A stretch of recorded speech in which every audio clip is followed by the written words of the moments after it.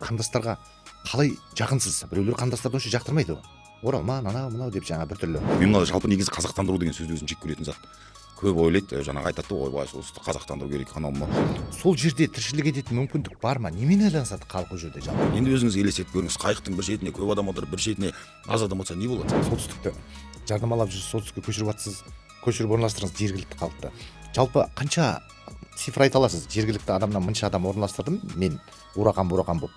Мынша қандасты алып қалдым сол жаққа деп. Нақты солтүстікке көшіп келе жатқан әрбір 3 адамның кемінде екеуінің біздің себебіміз тиіп жатыр десем мен артық. Мен маңызды бір нәрсе, қош келдің бауырым деп бір күтіп алатын бір адам керек болды. Міне сол функцияны сіз атқарып жатсыз, оған үлкен басым дейіп рахмет айтамын сізге. Мен айтамын, біздің елде де заң бар. Біз деген кәдімгі әлемде 9-шы орын алатын, керек болса өз деңгейімізде жаға жыртысып өліп бара жатсақ жастығымызды алып кетуге шамамыз бар мемлекетпіз.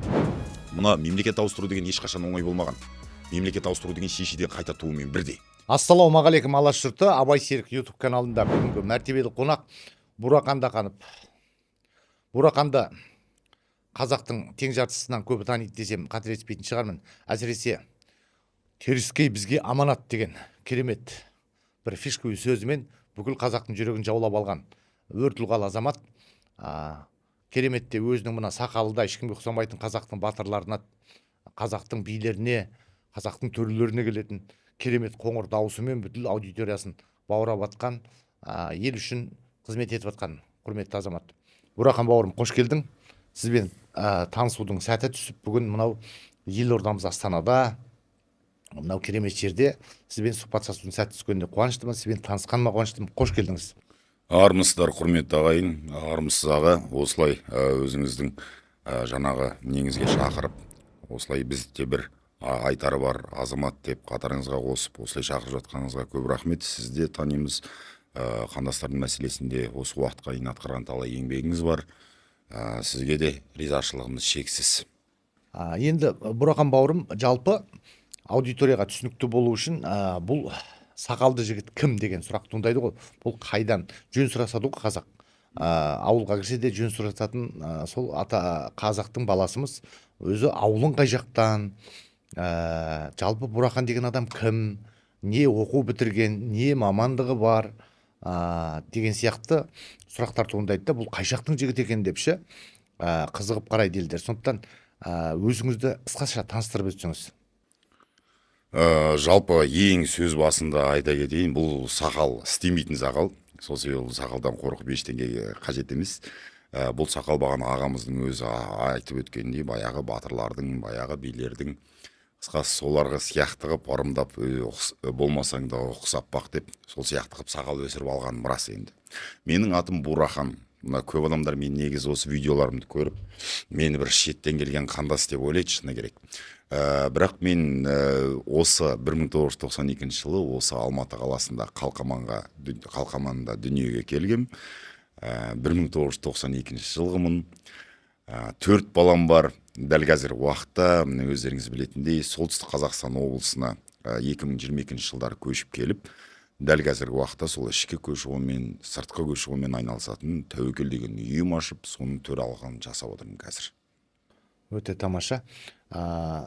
Енді мынандай сұрақ туындайды да, жалпы осы қандастардың мәселесін көтеріп жүрген бір қауым елі бар, біраз азаматтар бар. Ауыт Мұқибек ағамыз бар, тағы бір жігіттер, қыздар көтеріп жүр, жақсы. Бұл елге қызмет етейін деген жақсы ниеттегі азаматтардың бәрін қолдаймыз. Бәрін де осы студияға, подкастқа шақырамыз. Әркімнің өзінің еңбегі бар, жарайды. Сізге осы, өзіңіз жергілікті азаматсыз да енді, сізге осы солтүстікке қазақты қоныстандыру идеясы қайдан келді? Қандастарға қалай жақынсыз? Біреулер қандастарды онша жақтырмайды ғой. Оралман, анау мынау деп жаңа біртүрлі көзбен қарайды. Өзі сізде қандай себеп болды, қандай күш сізді осы Тәуекел ұйымын құрып, осы теріскей бізге аманат деген ұранды көтеруге себеп болды? Қандай идея? Жалпы естеріңізде болса, мына 2021 жылдары әлі мына көрші елдер бір-бірімен соғыспай тұрған кезде, мына Ресейдің беткұста жаңағы біздікіндей мына мәжілісмендері, жаңағы Зюганова бар, ана Жириновский дегені бар, солар өте бір қатты сөйлей бастады. Енді есіңізге түссе. солтүстік өңірлер біздің жерлеріміз, Қазақстанның 5 аумағы бізге тиесілі болу керек деген сияқты әңгімелер көп кете бастады жалпы. Ол жерде енді шыны керек қазақ жоқ деп айтпаймыз. Мен мына жалпы негізі қазақтандыру деген сөзді өзім жек көретін зат. Көп ойлайды, жаңағы айтады, ойбай солтүстікті қазақтандыру керек, анау мынау. Жалпы бірдеңкені дыру деген жаңағы сөз тіркесін жалғау үшін ол жерде ол нәрсе болмады деген түсінік болу керек. Мысалы, ылғалдандыру, суландыру деген сияқты. Менің айтқым келіп отырғаны, ол жерде қазақ бар. Атам заманынан есілдің оң қанатын, арғын сол қанатын кереймеген деген сол баяғы біздің қазақтың жері. Бірақ шындығы сол, дәл қазіргі уақытта ол жақта өмір сүретін 10 адамның кемі 6,5-7 өзге ұлт өкілі. Яғни мемлекет құраушы ұлт өте аз. 2021 жылдар міне осындай бір деректерді қарай отырып, солтүстікке қазақтың қанын құю керек. Көбейтіп, қазақтың қанын құю керек. Сол жақта қазақтардың жанына жан қосып, санына сан, қолына қол қосып, қысқасы айтқан кезде қазақтың санын арттыру керек деген бір үлкен идеология өзімде пайда болды. Әмбе жалпы мен өзім ең бір жақсы ерекшелігім өзімнің істей алмайтын нәрсемне біреуге үгіттемеймін. Сол себепті өзім көшіп барып, бас болып осы көштің ыстық суығын, солтүстіктің жаңағы желдің өтін бәрін өзімнің өмірімнен өткізу деген ниетпен жаңағы 4 баламды алып алып көшіп бардым. Сонымен не керек? Барсам, солтүстікке барсам, осы көшіп келген азаматтардың бір жаңағы ретсіз, яғни көшіп келген адамдардың жүйеленбеген әмбе мұңын айтатын, қысқасы проблемасын айтатын, соларға көмек көрсететін жаңағы сондай бір ешқандай мекеме жоқ. Әмбе біздің үкімет бір қызық ойлайды, жаңағы солтүстікке адам көшіріп тастап, үйін берсек, сәл-пәл ақшасын берсек, бәрі жақсы болып кетеді деп ойлайды. Бірақ ол мүлдем ондай емес. Сол жерде жаңағы рухани жағы да бар, яғни үкімет ақшасын бергенімен адаптация, жаңағы интеграция, социализация мәселелерін мүлдем қарастырмаған. Енді бәрін өкіметке сеніп қарап жата бермей, осы нәрсені өзіміз қолға алайық деп, осы көшпен айналысып бастадым, солтүстікке көшті. Сосын не керек? Сәл-пәл біраз уақыт өтті, енді біраз айғайлап, мына Маңғыстаудан, Түркістаннан біраз адамдар көшіріп алдым, Қызылордадан. Бірақ мен бірдеңкені байқадым. Яғни оңтүстік Қазақстаннан ішкі көшіп барған Шымкент, Қызылорданың адамы анжаққа барса, 2-3 жыл тұрып, яғни бірдеңке ұнамай қалатын болса, немесе тіпті өмір сүре алмай кетіп қала жатқан жағдайлар болатын болса, бала шағасын алады да, машинасына салады да, фук кетіп өзінің Шымкентіне немесе Қызылордасына тартып отырады. Немесе 5 жыл уақытын күтеді, 5 жылдан кейін контракт бітті, болды, мен ешқандай ине ұстап тұрған жоқ деп кетіп қалады. Енді бір қызық айтайын. Мен сол уақыттарда ертелі кеш солтүстікке көшіп келген қандастардың тұрақтап қалу статистикасын зерттедім, шыны керек. Заманда ертелі кеш 2013 жылдар жаңа ұлы нұрлы көш басталған кезден бастап, одан кейінгі былай ақырындап қарастырсам, салыстырмалы түрде оңтүстіктен көшіп келген 10 отбасының кемі 5-еуі қайтып кететін болса, бір уақыты келген кезде қандастардың 10 отбасының 9-ы солтүстікте қалады екен. Солтүстікте қалып, сол жерде өсіп-өнеді, қыз алып, қыз беріседі, малын өсіреді, жер шаруашылығымен айналысып, кәдімгі солтүстіктің бір сол жерде тұрақтап қалатын бір екінші ата мекен сияқты қарайды екен. Өйткені мысалы Қытайдан келген қазақ кері қарай қайтып кете алмайды ғой. Ол Қытайдан кәдімгідей жарайды деп бәрімен қоштасып, сөйтіп келген азамат, елім жерім деп. Соның ішінде ол бері қарай көшіп келгеннен Қазақстан ішінде 2 көшпейді. Сол себепті мен тәуекел ұйымының негізгі бағытын қандастарға қарай ыңғайлауды жөн көрдім. Және ол нәрсем осы өмірімдегі жасаған ең бір дұрыс шешімдердің бірі болды. Осы уақытқа дейін қаншама қазақ көшіп. Қанша жыл болды сен сонда? Жалпы мен негізі өзім 2021-2022 жылдары көшіп келдім. 2023-тің аяғында мен тәуекел ұйымын құрдым. Басында 1-2 жыл нақты ішкі көші-қонмен күшті айналыстық. Одан кейін соңғы 1,5-2 жыл осы солтүстікке көшіп келген, тіпті елге көшіп келе жатқан қандастарға қызмет етумен айналысып келе жатырмыз. Енді 4-5 жыл деген кәдімгідей уақыт, сол жақта тұрдыңыз, көрдіңіз, ауылдарды, елді мекендерді араладыңыз, шекаралық аймақтарды көрдіңіз. Жалпы сізге өте таныс ол аймақтың жағдайы. Солтүстіктегі сіз көрген жағдай қалай? Халықтың саны шынымен аз ба? Мектептер жабылып жатқан, ауылдар жабылып жатқан фактілер бар ғой, шынымен де. Осы туралы бір тарқатып айтсаңыз. қандай қажеттілік болып бір ғана кетті нәрсе оларға? айтайын. Жалпы солтүстік Қазақстан облысы мен оңтүстік Қазақстан облысын салыстырсақ, оңтүстік болғанда қазіргі Түркістан облысы. Түркістан облысында Шымкент қаласын қосқан кезде шамамен бір 4 миллионға жуық адам өмір сүреді. Жетісай бәрімен. Біздің солтүстік Қазақстан облысында 500 мың адам өмір сүреді. Жері шамалас. Қаламен қосқанда, Иә, қаламен Петропавлдың бәрін қосқанда 500 мың адам. Енді өзіңіз елестетіп көріңіз, қайықтың бір шетіне көп адам отыр, бір шетіне аз адам отырса не болады? қайық суға батады. Сол себепте бізде дәл қазіргі уақытта солтүстік Қазақстан облысында шыны керек демографиялық тұрғыдан да, идеологиялық тұрғыдан да, тіпті экономикалық тұрғыдан болса да, басқа облыстармен салыстырғанда өте төмен. Әмбе солтүстік Қазақстан облысында 500 мың адам өмір сүретін болса, сол 500 мыңның шамамен бір 50% кәдімгі орталық Петропавлда өмір сүреді, қалғаны жан-жағындағы 13 ауданға таралған. Яғни бір ауданның ішінде ары кетсе 20-25 мың адам бар. Ал аудан орталығында 10-12 мың адам өмір сүрсе, қалған ауылдарында мүлдем адам аз деген сөз. Енді өзіңіз елестетіп көріңіз, бұл шекарада ауылдардың, аудандардың босап қалуы деген бұл өте бір қауіпті зат деп ойлаймын жалпы. Сонда мен білгім келгені мынау, сол жерде тіршілік ететін мүмкіндік бар ма? Немен айланысады халық ол жерде жалпы? Жалпы біздің солтүстік Қазақстан облысы агро облыс болып есептеледі. Бізде жер шаруашылығымен айналысатын адамдар өте көп, мал шаруашылығымен айналысатын адамдар өте көп. Негізгі кәсіп көзі жалпы жер шаруашылығы мен мал шаруашылығы деп ойлаймын. Өйткені Қазақстан Республикасы бойынша Павлодармен де тіпті Қостанаймен де салыстырсаңыз, бал бонитет деген жердің құнарлылық деңгейі біздің облыста өте жоғары. Басқалармен салыстырғанда, яғни не ексең сол өсіп шығады. Сол себепті осы бір потенциалды пайдалану керек деп ойлаймын. Ал ол потенциалды негізгі пайдаланатын адамдар, олар ауыл шаруашылық мамандары. Ал Қытайдан келген азаматтардың бәрі ауыл шаруашылық мамандары деп есептеймін. Ана бір сұхбатыңызда айтыпсыз. Иә.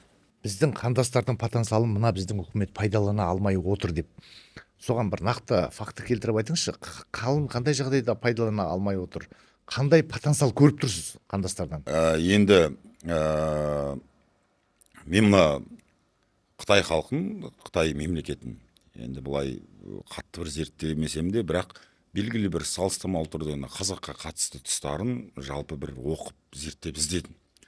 Сонда мен бір фактыны көрдім. 1960 жылдары Қытайда темірмал деген дүниені үкімет таратқан екен.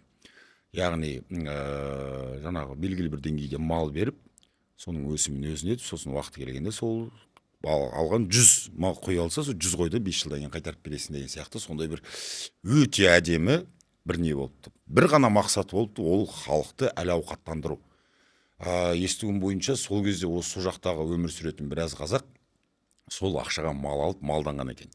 Енді ұйғыр халқы да, Қытайдың өзі де, басқа дүнгенде, мысалы әрбір ұлттың бір белгілі бір кәсібі болады ғой, ата кәсібі.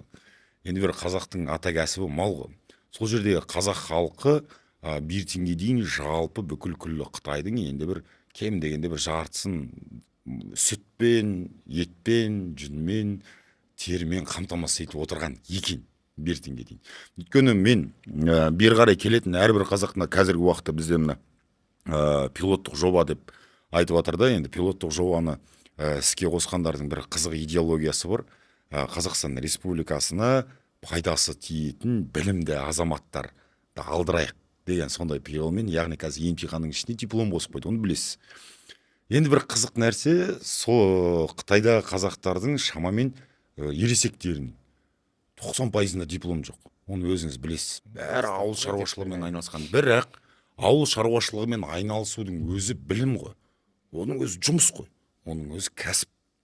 Сол себепті мына солтүстікке сіз жаңа айтып отырсыз, қандай потенциал қарап отыр дейсіз. Мысалы, менің офисіме 100-деген адам келеді. Сол кезде әрбір қазақпен сөйлесем, бір далада жүрген, үйсіз-күйсіз жүрген ешбір қазақ жоқ. Қытайда өмір сүрген кезде бәрінің жағдайы жақсы болған. Бәрінде кем дегенде бір 4 гектар жері болған. Әмбе сол 4 гектар жеріне ол малын бордақылап, сәл-пәл бұрышына бірдеңкесін егіп, сол ауылдың бір белді азаматы болып отырған. Енді мен айтам да, 4 гектар жерден сондай бір мықты бір күй кешіп отырған қазаққа мында келіп 400 гектар жер берсек не болады? Бізде ана солтүстік Қазақстан облысында бірақ кәдімгідей ауылдар жабылып жатыр. Жер жоқ деген әңгіме бар. Енді шыны керек, дүние боқ дегенмен тегін жатқан жер жоқ, тезек жоқ. Мен тіпті мына кейбір кезде ұяламын, мына қандастар келеді. Ойбай, әлемдегі 9-шы орын алатын үлкен мемлекетке келе жатырмыз жер бойынша деп. Бірақ алғы кеп жер сұраса, жер жоқ деп айтады. Енді бәрі елік-елікке өтіп кеткен жерлер бар, шыны керек. Бірақ мына жерде көзге ілінбей кететін тағы бірдеңке бар. Ауыл шаруашылық жерлеріне қарамайтын ауыл округтік жерлер деген жер болады. Мысалы, бір ауылда 3000 гектар жер кәдімгі ауыл округтік жер, яғни сол ауылдың тұрғындары пайдалануына рұқсат берілген жерлер болады. 3000 гектар, 5000 гектарға дейін жеретін жерлері бар. Бір қызығы, сол үлкен 5000 гектар жері бар ауылда 10 отбасы өмір сүріп жатыр. 10 отбасының әрқайсысына 5-10 сиыр жарайды. 10 сиыр болғанның өзінде де жаңағы ұлан-ғайыр 5000 гектарда сонда 100-ақ сиыр жүр. Ана жерде чоқындырып бір жерде бір ары келсе 5-6 үйір жылқы бар. Одан кейін қойлар да көп емес. Ары кетсе бір 500 қой бар. Сонда бір Қытайдың бір ұстап отырған бір байының несінде ғана малындай ғана малмен сонымен отыр көп. Тіпті өзіңіз солтүстік Қазақстанға бір келсеңіз байқайсыз, шөптер шабылмайды. Өйткені керек жоқ. Шөптер шабылмайды. Өзін белгілі бір жететін жеріне дейін адамдар шауып болады, қалған жері жоқ. Енді қазір солтүстікті жарнамалап жүрсіз, солтүстікке көшіріп жатсыз, көшіріп орналастырыңыз жергілікті халықты. Жалпы қанша цифр айта аласыз? Жергілікті адамнан мынша адам орналастырдым мен, бурақан болып. Мынша қандасты алып қалдым сол жаққа деп. Цифр айта аласыз ба? Жалпы ондай нақты цифр айта алмаймын. Бірақ үкіметтің берілетін несін айтып берейін сізге. Мысалы, бізге солтүстік Қазақстан облысы жалпы негізі Қазақстан Республикасы бойынша, ішкі көші-қон бойынша да, сыртқы көші-қон бойынша да ең көп жаңағы квота беретін облыс болып есептелеміз. Ішкі көші-қон бойынша 2800-ге жуық, сыртқы көші-қонмен бір 200, 300, 400 кей кезде нетіледі, сондай квота берілетін. Негізі жалпы 200 болатын, біз толтырып тастап, қайтадан сұратып, ол негізі мына сол шектеуді алып тастады дейді қазір. Жалпы шектеуді алып тастаған өте жақсы болды. Жалпы негізі көп айтады, мына бір ауданда квота бітіп қалса, ол жерде қайтадан нетігі квотаға толтыру мүмкін емес деп. Жалпы негізі бұл өтірік әңгіме. Жалпы белгілі бір жауапты органдарға хаттар жіберіп, нақты фактылармен көрсетсе, кез келген ауданның квотасын жеткізе алмай жатқан, артылып қалып жатқан квоталарды алып аудан арасында ауыстыруға болады. Осындай не арқылы біз шамамен енді соңғы 3 жылдың ішінде мысалы 3200 адам солтүстікке көшті, ішкі көшімен нақты квота алды дегеннің өзінде де енді бір 10 мыңға жуық адам. Қысқасы айтқан кезде сол 10 мыңның енді кемінде бір 80-70%-ына біз себепкер болдық десе мен артық айтқан болмаймын. Өйткені біз агитациялық тұрғыда өте күшті жұмыс жасап жатырмыз, оны өздеріңіз білесіздер.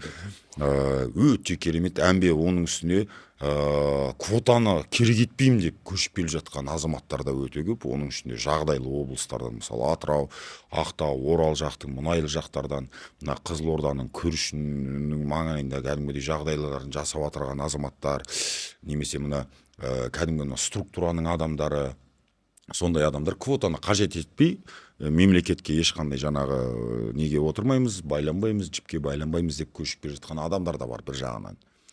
Жалпы негізі сол себепті бір нақты сан айтпай, бірақ қазіргі осы уақытқа дейін нақты солтүстікке көшіп келе жатқан әрбір 3 адамның кемінде 2-інің біздің себебіміз тиіп жатыр десем мен артық. Мен бір қуанатыным, мынау енді ел көшіп барған кезде енді сіңісіп кету, адаптация деген нәрсе оңай болмайды. Сонда маңызды бір нәрсе, қош келдің бауырым деп бір күтіп алатын бір адам керек болды. Міне сол функцияны сіз атқарып жатсыз, оған үлкен басым дейіп рахмет айтамын сізге. Өйткені қазақ біреуді пана тұтып барады, біреуді дәкке қуат етіп, ойбай Бурақан бауырым бар. Бізде айтамыз, бар ана солтүстікке барсаң Бурақан деген ана сақалды жігіт бар, сол әшейін сені күтіп алады. Сенің жоқтаушың жоқ емес, сенің жаңағы қамқоршығың жоқ емес, әйтеуір саған жол көрсетеді деп. Жалпы негізі мына сөзіңізді бөлдім, айып етпеңіз. Жалпы негізі қазіргі келіп жатқан қандастар өте бақытты деп ойлаймын. Өйткені бұрын ертерек келген қандастар жалпы бір қара түнекке келген сияқты болды, шыны керек. Жаңағы мына телефонның несі жоқ. Бірақ ол кезде де бір өзінің артықшылықтары болыпты. Мен көп ағалармен сөйлесем ғой. елге келеді дейді, қандас дейді, бір жерде барып мал бағып жүреді, участковый артынан жүгіріп жүреді дейді.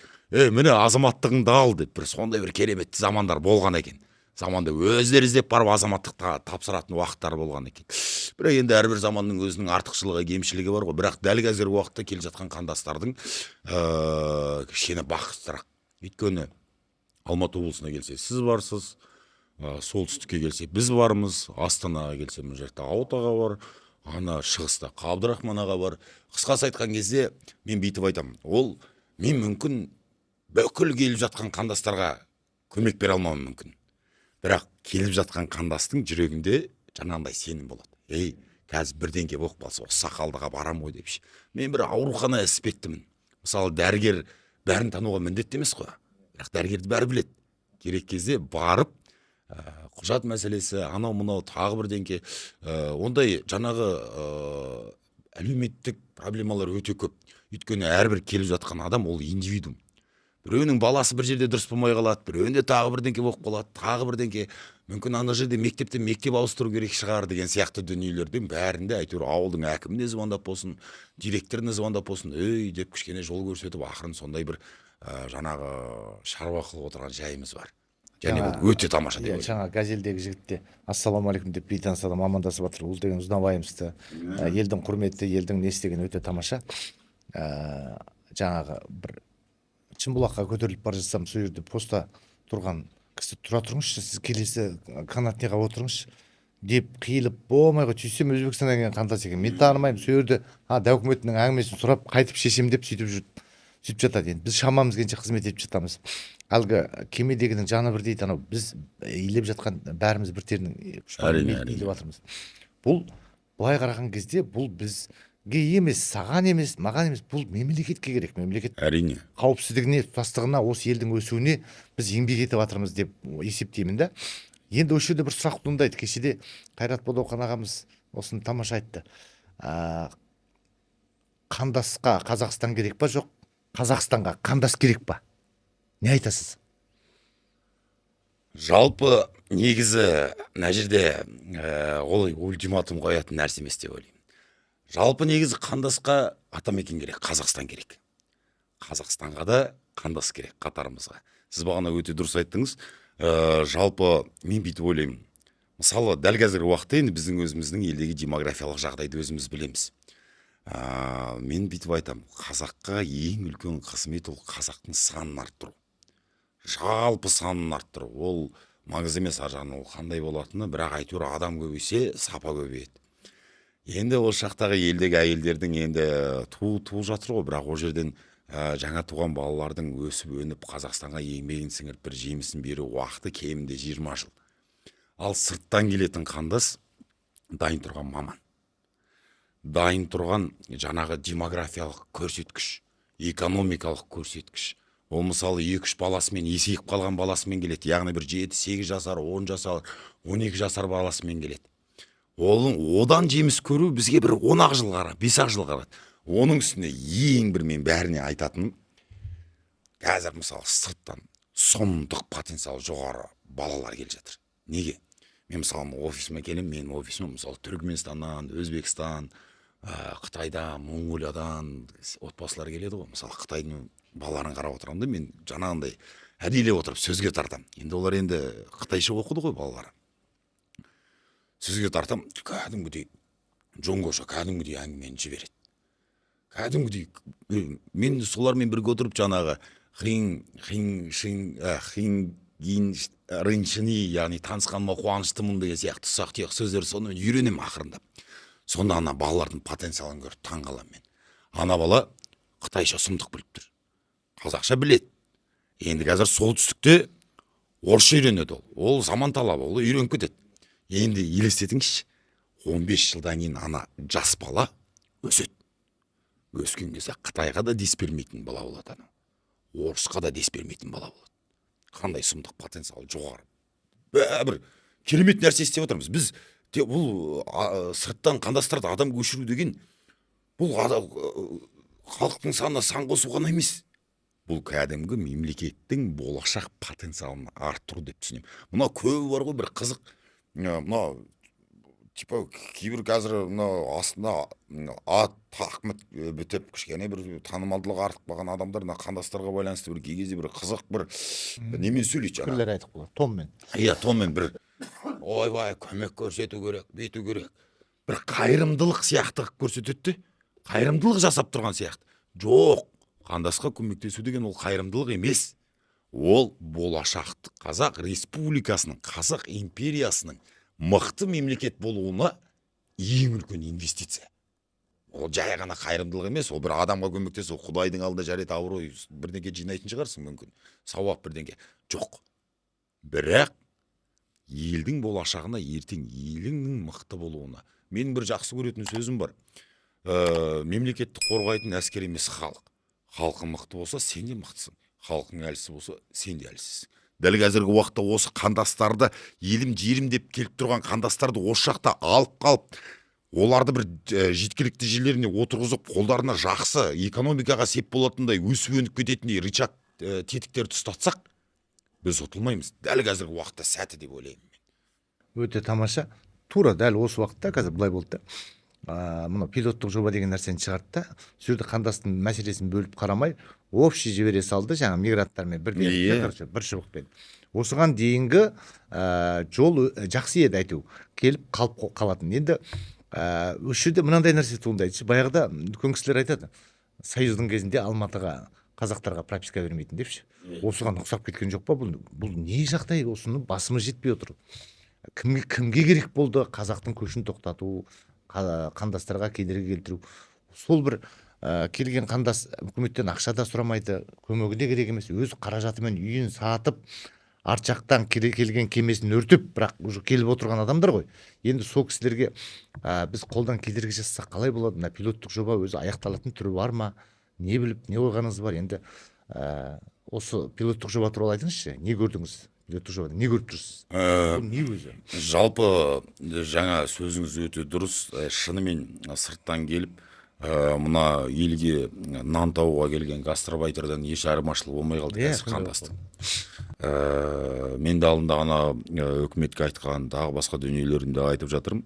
Қандас деген ол гастарбайтер емес. Гастарбайтер деген не? Мысалы, жұмыс істейді, ақшасын ан жаққа жіберіп, өз осы жақта жүріп, сөйтіп жүре беретін зат та ол. Ол біздің Қазақстанның несіне бір аса бір алып келер ештеңесі жоқ. Бірақ осындай дүниемен мына кәдімгі қандасты теңестіріп ұстау деген бұл абсурд. Мүмкін жарайды. Енді шыны керек, үкіметте де кінә жоқ. Оны да мойындау керек. 31 жыл шекарамыз айғыр ашық тұрды. Енді бір осы уақытқа келіп ақырындап мүмкін көштер еттейін деп жатқан шығар. Бірақ мына жерде енді бәріне топырақ шашпай. Мысалы, өзіңізде де ондай нелер бар шығар. Кейбір осы сырттан келген қандастар, кейбір қандастар жалпы да азаматтыққа тікелей өтпей, екі елдің арасында былай жүргенді жақсы. Шекараны шаңдатып, оны өзіңіз де жақсы білесіз. Аннан тағы бірдеңке нетіп, мұнан тағы бірдеңке нетіп, сөйтіп жүргенді жақсы көреді. Әмбе белгілі бір жерге орналаспай, былай секіріп Қазақстанның негізі, енді Қазақстан деген өте үлкен мемлекет қой. Мысалы, жаңағы прописка мәселесі деймін де, дәл қазіргі уақытта көп мына қандастар мысалы пропискаға отыра алмай жүр, өзіңіз білесіз. Демек, ол адамдардың қазір қайда тұрып жатыр? Олар не істеп жүр? Деген сияқты сұраққа мына ішкі істер министрлігінің өкілдерінің өздері де жауап бере алмайды. Өйткені жаңағындай өздерінің қолдарын чабатын дүниелерді өздері жасап тастаған. Қалай? Мысалы, виза беру үшін бір жерге келісімге барып пропискаға отыру керек, оны білесіз. Бірақ ол қазір виза алу үшін енді қазтест тапсыру керек. Ана келген қазақ 30 күндік саяхаты бар. Анау алады да ана үйде бір жүреді, мына үйде бір жүреді. Тест тапсырайын десе, оның тест тапсыратын мүмкіндігі жоқ. Немесе тіпті элементарно қай жерге барып тестті өткізуге болатын, қай жерде тіркелетінін білмейді.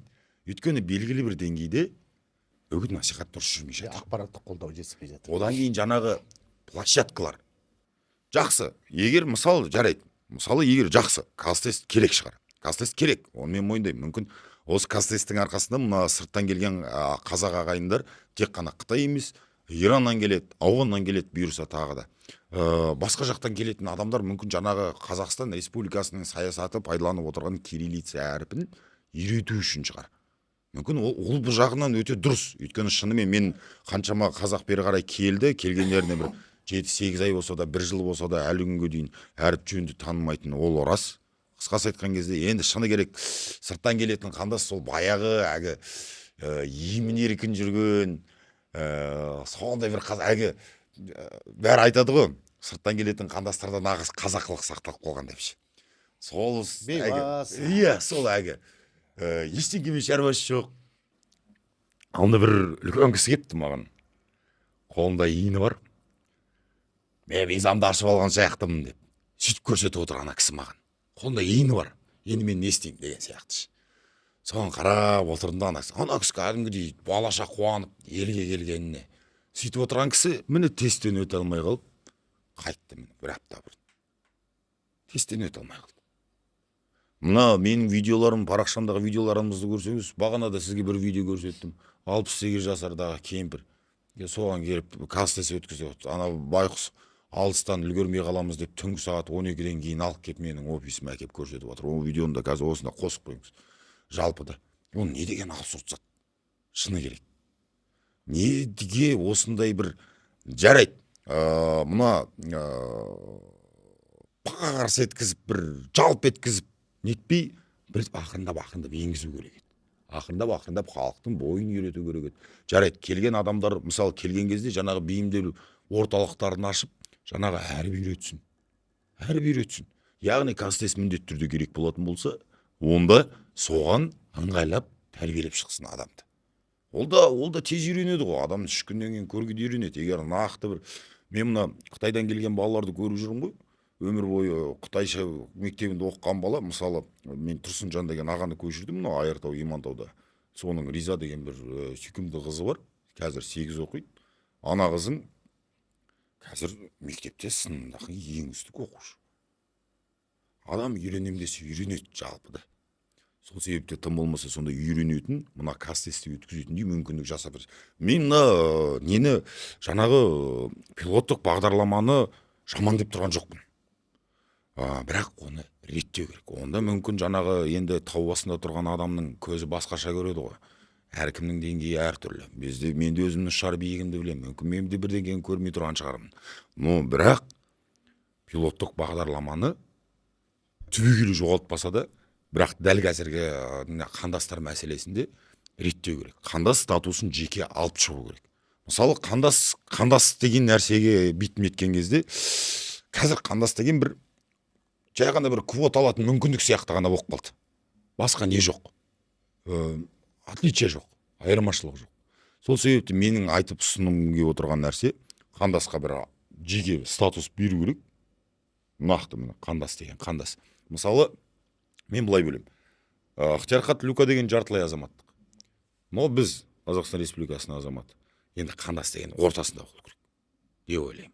Мысалы өзіңіз сізде қандай ондай мүмкін практикада болмаған шығар. Жалпы негізі былай. Егер қазір Қазақстан осы республикасында жүрген бір қандас,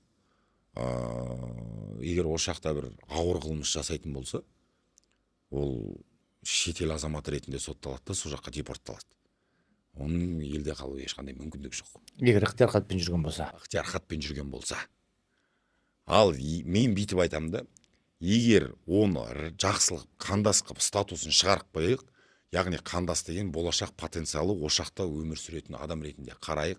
Егер сондай жағдай болатын болса, онда Қазақстан Республикасының заңнамасымен соттайық, және осындалық қылайық. Бұл да негізі өте маңызды, өйткені ешкім сақтандырылмаған ғой бұл заттан. Әмбе одан кейін тағы бір мына жерде осы видеоны мына қандастар көбі көреді ғой. Ағайын, мына қылмыстың ұсақ және ауыры жоқ. Ұсақ қылмыста қылмыс, ауыр қылмыста қылмыс. Сол себепті дәл қазіргі уақытта азаматтық алмай тұрып, өз-өздеріңіз сақтаныңыздар. Заң бұзбауға тырысыңыздар. Кез келген заңды, тіпті көшеден келіп жаңағы өтпейтін жерден өтіп кетсеңіз де, қоқыс тастасаңыз да, ол қылмыскер болып есептеледі. Сіз яғни сотталған болып шығасыз. Азаматтығы кедергі болады. Кедергі болады. Осындай дүниелерге өте жауапты болыңыздар. Одан кейін мына келген қазақтардың мен бәріне айтам, ағайын, мына мемлекет ауыстыру деген ешқашан оңай болмаған. Мемлекет ауыстыру деген шешеден қайта туымен бірдей. келесің, жаңадан төлқұжат аласың, жаңадан жазып үйренесің, сөйлеп үйренесің, тіпті жүріп үйренесің. Мына Қытайдан келіп жатқан қазақтар өздері түсініп отқан шығар, мына жол белгілері Қытайдан бөлек. Өзбекстаннан келіп жатқанда, Ираннан келіп жатқандар мүлдем айтпай ақ қояйын, рөл басқа жақта. Жалпы да жаңадан жүріп үйренесің, шешеден қалай қайта туымен қай жері кем. Сол себепті ағайын, бұл ешқашан оңай болмаған. Сол себепті қазақ еліне келгеннен кейін Қазақстанның заңнамасына жалпы бар ғой, мына мен бәріне бүйтіп айтамын да, Қытайдың заңы қатты ғой. Қытайда заң бар. Мен де айтамын, біздің елде де заң бар. Біз деген кәдімгі әлемде 9-шы орын алатын, керек болса өз деңгейімізде жаға жыртысып, өліп бара жатсақ жастығымызды алып кетуге шамамыз бар мемлекетпіз. Әлем бойынша 9-шы олып отырған кәдімгі дәу мемлекетпіз, шыны керек. Димашымыз бар, анауымыз бар, мынауымыз бар, танымал мемлекетпіз.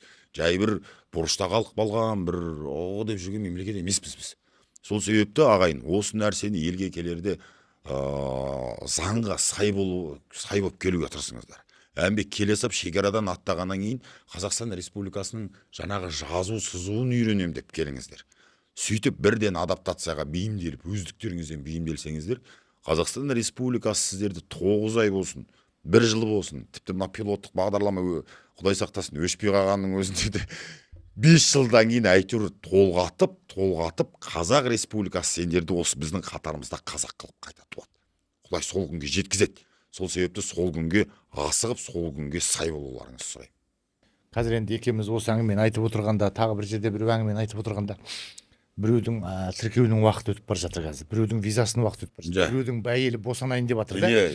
Енді біз нақты жарайды осы қолданыстағы заң аясында көмектессек, солтүстік сіз тұрып жатқан солтүстік аймақта Сібір визасын 3 ай мәртесіне 3 айға бере алады ғой қазір. Тек қазтесттен өткен жағдайда. Қазтесттен өту керек. Қазтесттен өту бір жағынан бұл мемлекет тілден емтихан алу деп шыққан кезде мен қуандым. Қазақ тілінің мәртебесі өсті да. Шетелдіктер каждый біреу келіп былай алып кету деген жоқ. Жүргің келе ме, онда бізге сыйла. Біздің тілімізді үйрен. Мемлекет тілден белгілі деңгейде. Бұл өте дұрыс. Сондықтан мына қандастар шынымен де мына кириллицаны егер осы қастес болмаса, мүмкін мына қандастарды көрдің ме, Қытайда қандастар? Мына телефондағы меню сол арабша, қытайша жүр. Ахмет Байтұрсын. Үшін ең бірінші мына телефондағы менюді өзгерту керек деп айтамын қандастарға. Сен мына қазақша жазып үйренші, адамдардың аттарын қазақша жазып шықшы кириллицамен. Уже сен миыңда ақпарат пайда болады. Бұл жақсы. Бұны үйреткен дұрыс. Енді біз мынаны нақты білейік та, солтүстік Қазақстанға барса, Бураханға барса, Құдай қаласа, Қазтесттен өтсе, Қазтесті өзі дүйсенбі күнінен бейсенбіге дейін тіркеледі да, жұма күні тапсырады өзі. Бір аптада тапсырады, келесі 3 күнде жаңа Қазтест дайын болады. Жиыны бір 10 күнде Қазтесттен өтеді бұл адам. Сондықтан келген бетте бірден келіп Қазтесттен өту керек. Солай ғой. Сонда алған 20 күн үнемдеп қалады. Сол 20 күнде қалған құжаттарын жинап, визаға өткізсе, 3 ай виза албаса, 3 айдан кейін жылда аяқталады, пилоттық жобаңда аяқталады, может ПМЖ-ға жаңа ықтияр хатқа өткізіп қалуы мүмкін. Мүмкіндік бар әйтеу. Әйтеу жаңағы бізде бір шығар жол бар екен да, осыған қуанып отырмын. Жарайды. Біз енді қазір Бурахан бауырым екеуміз отырып алып 10 жерден айтсақ та, жаңа пилоттық жобаны ертең бізге түзетіп бете салмайды. Ол однозначный нәрсе. Екі бастан түсінікті нәрсе. Біз просто осы қандастардың жанашыр ретінде шығар жолды қандастарға көрсетсек деген ниет қой. Осы ақпарат арқылы, осы канал арқылы қандастар пайдалы ақпарат алса деген мақсатпен келіп отырмын да. Енді біз мынаны талқылап айтқанымыз, пайдалы ақпарат айтқанымыз дұрыс. Оны тыңдап отырады да, мына сақалды мен мына серік отырып айтып жатыр, маған керекті жерін айтпады ғой деп күтеді дәл қазір. Сондықтан керекті жері осы болып тұр ғой. Солтүстік Қазақстанға барса, Сібір визасын 3 ай мәртесінде береді. Ол процесс сіздің практикаңызда өтті. Қазтесттен құлап қалса, онда уақыты создыруға тура келеді, қиын болады. Ол 1 айдан кейін ғана тапсырылады. Сондықтан қазтесті айны қатесіз дайындалып, дұрыстап өтіп кетуге әрекет ету керек. Сонда құжатты дұрыс жинайды. Бір жағынан бұларда енді жаңа қысым қазтестке байланысты болғаннан кейін міндетті түрде қандастар қалай да осы жердің жазуын қаттанған дұрыс қой. Енді қалай оқиды бұл? Қаттанамаса қазтесті қалай тапсырады? Сондықтан ол қаттануға бірінші ол жаңағы қандастар бұған ренжімеу керек деп ойлаймын. Қандастар бұны қабылдау керек деп ойлаймын. Кімнің кемесіне отырсаң соның өлеңін айтасың дейді. Қытайдың кириллицасының қандай қиын тіл ғой енді, соның өзін үйреніп алған қазаққа ол кириллица қазақша үйреніп алу қиындық туғызбайтын шығар деп ойлаймын. Өте тамаша болды. Енді ары қаратай жаңағы 7 миллион теңгесін береді, 300 мың теңгесін береді деген нені ақпаратты қандастар біліп алған. Ол ақпаратты қайталай берсек те тез шығып кететін шығар. Жалпы солтүстікке барып визасын бірден аша алады. Екінші жаңағы аудандарға сіздер сопровождать етіп апарып мемлекет белгілеген аймақтарға нақты тура мектеп жабылайын деп тұрған жерге шіркін бір 20-30 семьядан ұйымдастырып апарып соны орналастырса қандай тамаша болар еді. Дәл қазір оңтүстіктен көшем деген 30 семья болса, менің қолымда бір 100 адамның тізімдігі бар, құжаттан алмай жүрген. Мен айттым, сендердің жолдарың толқа солтүстікке бару болды. Сол 100 адамды жіберсем, 100 адамды күтіп алсаңыз, 100 адамды жаңағы визасын рәсімдеп ары қаратай орналастыратын жағына орналастырып жесеңіз, ол мүмкін ғой осы жылдың. Ол мүмкін. Өте тамаша. Ол мүмкін. Енді осы жерде бізге мынандай нәрсе керек болып тұр да. Алдымызға жаңағы алдына би болған өңкей қиқым дейді ғой. Әрине әркімнің өзінің жеке дара қасиеті бар, жұмысы бар, шаруасы бар. Бірақ қазақ күш біріктіргенде мықты болады. Мен қазір осы студиядан шыққаннан кейін Ауыт мырзаны шақырдым, жаңа Досымбек бауырым шақырдым. Сол жерде бәріміз бірлесіп осы жұмысты қандастардың мүддесі үшін, елдің мүддесі үшін, ең басты Қазақстанның елдігінің мүддесі үшін, тұтастығы үшін, осы елдің болашақ үшін жұмыс істейтін азаматтардың басын қосып бірге әрекет етсек. Менің мақсатым осы. Өйткені жұмыла көтерген жүк жеңіл болады дейді. Қазақ атам айтады. Қазақ біріккен кезде біз мықты болған. Қандай мәселеде? Бұл мәселе біздің мәселеміз, жалғыз біздің мәселеміз емес. Бурахан мен Серіктің, или Ауыт Мұқибектің, болмаса Дана Досымбектің басқаның мәселесі емес. Бұл мемлекеттің мәселесі. Біз сол нәрсені қиыс кетіп бара жатса, ағатай былай деп жаңағы айту үшін отырмыз ғой осы жерде. Сондықтан Құдай қаласа бірге жұмыс жасайық. Бурахан бауырым, жалпы сіз мына қазақтың елдік үшін үлкен еңбек етіп жатқан азаматсыз да. Мен бір нәрсе сұрайыншы. Сіздің дауысыңыз ерекше, ана батырдың дауысы сияқты да. Сіз бір жерден оқып, осы дауыс қойғызып, бір театранияда бір жерде оқыдыңыз ба? Жоқ, ондай ешқайда оққан жоқпын. Бұл табиғи дауыс. Табиғи талант. Туған кезде осылай деп жылағым ақ. Туғаннан келген дауыс бұл. О, керемет. Мен ойладым, может, театранияда актерский оқып, дауыс қойғызып, сондай оқыған жігіт пе екен деп ше. Бурахан Тақанды бір киноға түсірсең деген ой, ана киноның атайын деп тұр ғой деп сөйтіп ойладым. Бұл енді Алла тағаланың сізге берген жаңағы болымысы ғой, түрі. Алла тағала сол жаңағы дауысыңызды гүрілдетіп, тура батырдың бейнесін әкеп берген. Содан ана аудиторияға әлгі кез келген видеоны түсірген кезіңізде жаңағы бір дауысыңыз жағымды да, приятно да, қазақтың жаңағы бір сенім ұялатады да көкейге. Енді сол дауысыңызбенен жаңағы осы қапсақалды түріңізбен қазақтың алдынан қасқайып шығып тұрсаңыз, одан артық сізге бақыт жоқ шығар деп ойлаймын. Сіздің миссияңыз да сол елге қызмет ету. Жаңа аз кем әңгімелестік қой. Менің енді сізден сізге байқағаным, дүниеден кейін туған азамат екенсіз. Оныңыз өте тамаша. Жаңағы тегін көмектесу деген біреуге, ол деген мен мысалға тегін көмектеспеймін. Мен компаниям қаражат алады, нақты жұмыс жасайды деген сияқты. Мен соған таң қалдым. Өте тамаша. Алла істеген ісіңізге берекет берсін. Енді көкейіңізде біз менің қоюға тиісті сұрақтарымды жауабын алдым негізінен сізден. Сіздің көкейіңізде айтайын деген бір айтылмай қалған әуеніңіз болса, ән айтқыңыз келсе, өлең оқығыңыз келсе, тіпті қандастарға айтатын сәлеміңіз болса, мына студияны пайдаланып жоғарыда көкелеріңізге айтатын сәлеміңіз болса, айтсаңыз болады. Онда мен бұлай енді осы уақытқа дейін сөйлеп жүрміз ғой. Мен бір қандастардың мұңын жеткізетін бір 5-6 шумақ Талғат Ешенұлы деген ағамның бір керемет өлеңі бар еді. Осыны бір сөз соңында тұздық ретінде бір құйып жіберейін, сорпа қып ішейік осыны. Уа бауырым, құбдалық тәшкенді хам өлгейлік, қазақтың бір баласы тілдей осы қағазға датын жазды көлдей қып, Алтайдай зөреңселім, жарық күнде жау тиіп, жаттан құқай көрселім, құйысқаным көтерілсе суырылар деп қырынан ес тұтатын семсерім. Қарурманым, телегей көк теңізім, абадандай атамның алтын құрсақты анамның махаббатынан жаратылған егізім. Ділін тығып аузына, ділін тығып бауырына, сарымайдай сақтап отырған негізім. Қоныс екі жарылған, өріс оты тарылған байтағым, шалдарының ет жүрегі елжіреп, балаларының тұлымшағы желбіреп. Ата жұртқа қашан қалай қайтарын кім білет, соқыр мылқау керең болса ұлығым, арызымды кімге барып айтамын. Қамаудағы қасқыр боп, сағынышың тасқын боп, сен де жүрсің қанша рет қара түнде қаштайдай қашқын кеп, мен де жүрмін қанша рет қара түнде солтүстікте есігімді аштым кеп, жалғыз қара көрінсе теріскейде емірене құшағыма басқым кеп. Сен ол жақта көзің жасқа тұнып бір, мен бұл жақта көкірегім ұлып бір, қарғадымда қауша алмай отырмыз, шекарада құлып тұр. Уа бауырым, кілт төресі жүректегі кілт бұл, ашылмайтын есікті топсасымен жұлып кір.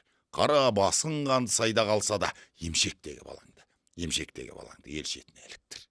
Мойнымызға заман салған сынақ бұл, бір жауабым біз ғана табылатын сұрақ бұл. Қуат қылсаң, ей бауырым, өз еліңді қуат қыл, суат қылсаң, өз жеріңді суат қыл. Жыласаң да күлсең де, отаныңда жылап күл. Қара басың қанды сайда қалса да, олды жеткіз, тәңір жар деп артынан жүгеніңді лақтыр.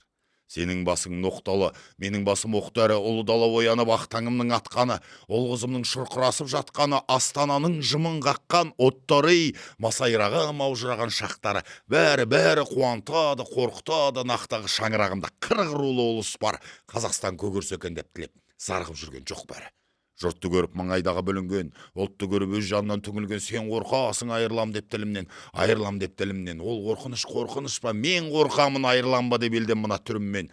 Бәрін қазақ көтерген, бәріне де еті өлген, қайыр күтпей біреуден я бүгіннен, қысылғанда құдайына ғана жүгінген, тек мемлекетімнің болашағынан қорқамын, әрнеге бір жалтақтап, әркімге бір жүгірген. Уа бауырым, менің жаным сенің жаның тегіңнен, бабаларымның қан мен тері төгілген, аналарымның жас пен сүті төгілген, жер ұйықты сақтау үшін қарызға ғана берілген. Қарыз сүйем жерімізден айырылсақ, бізге жұмақ бола алмайды өмірде, бізге жаза бола алмайды өлімде. Уа бауырым, қобдалық Тәшкенді хам өлгелік, қазақтың бір баласы тілдей осы қағазға датын жазды көлдей қып, әуелден ақ тағдырымыз алағайда бұлағай, сен ешкімге қарамай, ештеңеге қарамай көшіңді түзе, бұқараңды баста кел, азаппен кел, тозақпен кел, қашта кел, үрім-құрым аста кел, көшіңді түзе, күтпесе де ұлығы, көз төрт боп тосқан ел. Көрсек бірге туған елдің тойында, бостандықтың, солтүстіктің шарбат дәмін татайық, өлсек бірге теріскейдің сайында, құшағымыз ажырамай жатайық. Керемет өлең. Міне, құрметті ағайын, бүкіл біздің айтқымыз келетін дүниеліміздің бәрі осы Талғат ағамыздың осы бір жыр шумақтарыңызда. Қашып кел, асып кел, білмеймін, қайналасың ба, елге кел. Дәл осы уақытқа дейін аға айтыңызшы. Бір құжаты дұрыс болмай Қытайға бір жерге айдалып кетті деген бір қазақты естідіңіз бе? Жоқ, естіген жоқпыз. Міне, естіген жоқсыз. Ағайын, заман түзеледі. Қазір бұйырса осы бір құрылтайдан кейінбеген әйтеуір жақсы хабарлар болатынына кәміл сенімдімін. Дәл қазіргі уақытта біз аға екеуміз арық сөйлеп, семіз шыққымыз келіп тұр. Сол себепті бір ғана айтарым, бастысы елге жетіп алдыңыздар. Әйтеуір мүмкіндіктері пайда болып, қазіргі бір қиыншылықтарды сәл-пәл жеңілдететін бір ситуациялар жақын арада болады деген ойдамын. Одан кейін уақыты келген кезде сіздер бағана айтқандай Қазақстан Республикасы сіздерді 5 ай толғатама, 1 жыл ма, 2 жыл ма, бірақ түбі айналдырып кеп қатарымызда қазақ қайта туады. Сол күнге бірге жетеміз бұйырса. Құрметті ағайын, мынау керемет сұхбат болды. Жамбыл бабамыздың мынандай өлеңі бар екен: егер де қазақ ұлы болсаң анық десең, сен қазақ аттан алсын даңқ, қаныңда қазақ деген жалғыз тамшы, сөнбейтін шамшырақ боп тұрсын жанып деп. Ол жүрегіміздегі қазақы қанымыз шамшырақ боп жансын. Мейлі билікте отырған әкім қара болсын, министр болсын, депутат болсын, бәрі біздің бауырымыз. Барлығымыз бірге шеттен келген ағайынды бауырымызға басайық. Қазақы бауырмалдығымызды жоғалтпайық. Еліміз тыныш, жұртымыз аман болсын. Тағы сөз айтып жүрсем бола ма? Болады. Жаңа сіздің сөзіңізден нетіп кеттім де. Ағайын, құрметті ағайын, мына жерде тағы бір айта кететін дүнием. дәл қазіргі уақытта сіздердің мына шығыс Қазақстан болсын, Абай облысы, мына көшкі ауылдаушы Павлодар облысы, Қостанай, біздің солтүстік Қазақстан облысындағы ауылдарға аннан-мұннан ақырындап қандастар келіп жатыр. Бірақ өздеріңіз білетіндей, дәл қазіргі уақытта қазтесті өтпей, ешбір қандас не визасын ала алмайды, не қандастығын ала алмайды. Сол себепті жергілікті ағайындар, мына ауылымыз жабылып қалмасыншы, ауылымызға мектепке бала керек, ауылымызға ел керек деп отырған ағайын, сіздердің ауылдарыңызға егер қандастар әгер-әкім барып жататын болса, сіз сол ауылдың мектебіндегі жаңа қазақ тілі әдебиеті пәнінің мұғалімімен келістіріп болсын. Бұл келіп жатқан ағайынға ақырындап күніне бір 2-3 сағат жаңағы қазақ тілінен әліппені үйретіп, қысқасы мына қазтес өткізуге мүмкіндігін жасауға көмектессеңіздер сұраймын. Егер сөйтіп көмектесетін болсаңыздар, ол кісілер заңды құжатталып сол ауылда қалатын болады. Одан кейін тағы бірден айтайын. Мына ертелі-кеш осы 20 жыл, 30 жыл бұрын, 10 жыл бұрын елге келіп, осы елдің азаматы болып қатарға қосылып кеткен ағайындар өте көп. Ағайын, сіздердің арттарыңызда сіздер сияқты сонау уақытында келген сияқты келіп жатқан ағайындар бар. Өздеріңіз білесіздер, елге кіріп келген қандас деген ол кішкентай бір сәби бала сияқты. Қайда барарын білмей, былай-былай қарап тұрып қалады. Сондай азаматтарды ағайын, сіздер ақырындап қатарларыңызға қосып, жөн-жосықты айтып, саясатын түсіндіріңіздер. Қысқасы мен сіздерге айтам, қараңғы деп айғайлай бергенше шырақтай болса да от жағыңыздар. Келген ана WhatsApp группаларға ақырын ана кісілерді түсіндіріп, қай жерден қазақ тілін үйренуге болады, қай жерге барып визаны жасатасыздар, миграция деген бәлем міне тұр. Ауылға барып мал шаруашылығымен айналыссаң, анау ауылға бар. Орталыққа мысалы Жайсаңнан Жеменейден кірген қазақ болса, Өскемен деген шығыстың орталығы мына жақта, Абай деген облыстың орталығы Семей мына жақта, анау Сақалдыны көргің келсең, Қызылжар деген Астананың ар жағында, мына ағамызды көреміз десеңіз Алматы жақта деп осылай тым болмаса дұрыс бағыт бағдар көрсетіп жіберсеңіздер ағайын. Сонда бір жеңнен қол, бір жағадан бас шығарып, бұл Қазақстан өте мықты мемлекет болатынымызға кәміл сенемін. Сол себепті құрметті ағайын, бір-бірімізге көмек қолдау көрсетіп, бір-бірімізге демеу болып, келген қандастарды жылатпай, ұлын ұясына, қызын қияға қондырып, қысқасы айтқан кезде осы Қазақстанда өсіп өнетін жағдайға бірлесіп жеткізейік. Сол себепті осы тұрғыда сіздердің де көмектеріңіз керек ағайын. Ал, рахмет сіздерге, тәуекел, теріскей бізге аманат. Рахмет. Өте тамаша сұхбат болды деп ойлаймын. Студияға уақытыңызды бөліп келгеніңізге үлкен рахмет. Шеттен келген қандасқа жалғыз ғана сөз керек. Қазақстанға қош келдің бауырым деген өте қымбат сөз керек. Сол сөзді біз емес, әр ауылда Қазақстанның түкпір-түкпірінде қазақ айтып келген қандасты бауырыңызға бассаңыз, біз ұтамыз, біз көбейеміз, елдің іргесі бүтін болсын. Аман болайық ағайын. Рахмет сіздерге.